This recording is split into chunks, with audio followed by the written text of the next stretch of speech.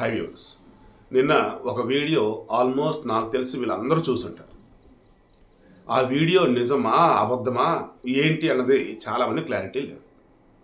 ఇప్పుడు హైదరాబాద్ పోలీసులు ఆ వీడియో చూసిన తర్వాత ఇమ్మీడియట్గా అలర్ట్ అయి ఉన్నారు. ఎందుకంటే అది నిజం. ఇక హైదరాబాద్ జనాలు ఎవరైతే ఉన్నారో ఇప్పటి వరకు ఇంటి ముందు డోరు సరిగా లేకున్నా ఇప్పటి వరకు అపార్ట్మెంట్లో ఉంటున్న వాళ్ళు వాళ్ళ ఫ్లాట్స్కి వచ్చేసి మెయిన్ డోర్ ఉండేది. ఆ మెయిన్ డోర్ ముందు కూడా కొంతమందికి చిన్న గ్రిల్స్ టైప్లో డోర్ లాంటివి ఉంటాయి. అవి లేని వాళ్ళు కానీ అండ్ మెయిన్ డోర్ ఉన్న మెయిన్ డోర్ వెనక వచ్చేసి చిన్న కెమెరా లాంటిది ఉంటుంది. బయట వాళ్ళు ఎవరు ఏంటో కనపడతాం కోసం నాట్ కెమెరా చిన్న లెన్స్ లాంటిది అది లేని వాళ్ళు అది పెట్టేయటం కానీ అండ్ మెయిన్ డోర్కి సంబంధించి లోపల నుంచి లాక్ పెట్టే సిస్టమ్ ఉండేది. కొంతమందికి అంటే ఓపెన్ టైపే ఉంటుంది బట్ లాక్ సిస్టమ్ ఉండేది అనమాట. లోపల నుంచి అది తీస్తూనే ఓపెన్ అయింది.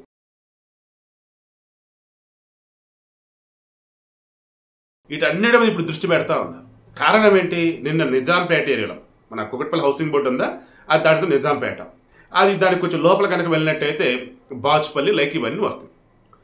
ఈ బాచుపల్లి ఏరియాలో నిజాంపేట మున్సిపల్ కార్పొరేషన్ కింద వచ్చింది అదంతా. ఆ బాచుపల్లి ఏరియాలో ఒక అపార్ట్మెంట్లో 2వ అంతస్తు ఒక ఆమె పనులు ఆమె చేసుకుంటూ ఉంది. ఇంతలో ఎవరో డోర్ పెట్టినట్టుగా అనిపించింది.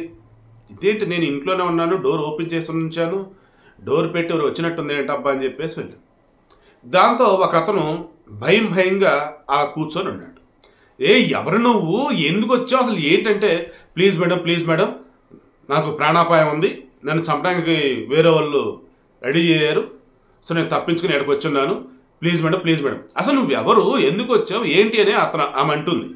ఈలోపే ఆమె చాలా తెలివిగా ఏం చేస్తుంది, అంత భయంలో కూడా రీసెంట్గా మా అపార్ట్మెంట్లో చిన్న ఫంక్షన్ లాంటిది జరిగింది.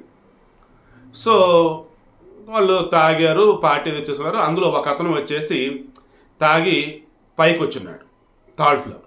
ఆ లిఫ్ట్ పక్కనే ఒకళ్ళు ఉంటారు. అతను ఫంక్షన్ జరుగుతున్న ఫ్లోర్ అనుకొని ఈ ఫ్లోర్కి వచ్చేసి ఆ డోర్ని ఓపెన్ చేసి ఎలా పోతే ఆ డోర్ ఆయన ఓపెన్గా ఉంటే ఇదేంటి ఎవరో వస్తున్నట్టున్నారని చెప్పేసి పాప మా రెస్పాండ్ అయ్యి ఎవరు నువ్వు ఇక్కడికి ఎందుకు వస్తున్నావు ఏంటి అంటే అప్పుడు ఫంక్షన్ ఎక్కడ జరుగుతుందో అతని పేరు మెన్షన్ చేయడం జరిగింది. అతను ఉండేది కింద కదా, నువ్వు ఇక్కడికి వచ్చేవాడిని, ముందు ఇక్కడి నుంచి వెళ్ళిపోయాని వేసి ఆమె ఇంకా డోర్ పెట్టేసుకుంది, భయపడిపోయింది.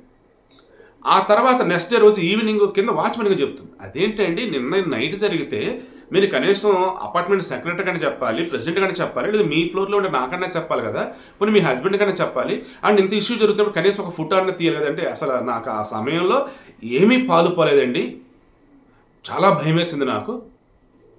అతను తాగి ఆ రకంగా రావడం అంత నైట్ అప్పుడు నాకు భయం వేసి వణుకొచ్చేసిందండి అని అన్నారనమాట. సో ఇప్పుడు ఇక్కడ కూడా సేమ్ పొజిషన్. కానీ ఈమె ధైర్యంగా ఏం చేసింది, మొబైల్ తీసుకొని వీడియో మోడ్ ఆన్ చేసి వీడియో షూట్ చేసింది. వీడియో షూట్ చేసినప్పుడు ఏమైంది, మొత్తం వీడియో రికార్డ్ అవుతుంది కదా. వాడేమో ప్లీజ్ మేడం అంటా ఉన్నాడు. మెయిన్ డోర్ సైడ్ నుంచి కాకుండా వెనక డోర్ సైడ్ నుంచి వీడేం చేస్తున్నాడు, మెయిన్ డోర్ నుంచి వచ్చున్నాడు. అక్కడ మెయిన్ డోర్ వెనక డోరా, ఐ థింక్ అటు నుంచి వచ్చాడు అనుకుంటా వాడు. నాకైతే వెనక డోర్ అన్నట్టు అనిపిస్తుంది.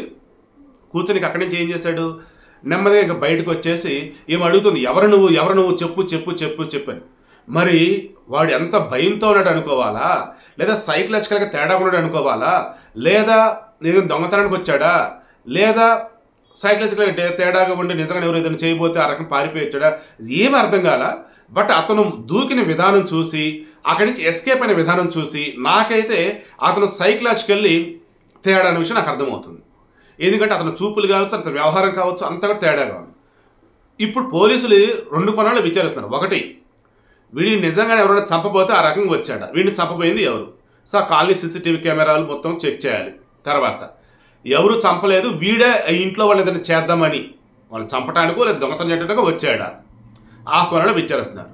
అండ్ 3, వీడు సైకలాజికల్గా తేడాగా ఉండి భయపడిపోయి వీడే ఆ రకంగా ఎలా వచ్చాడా అది తెలియాల్సి ఉంది.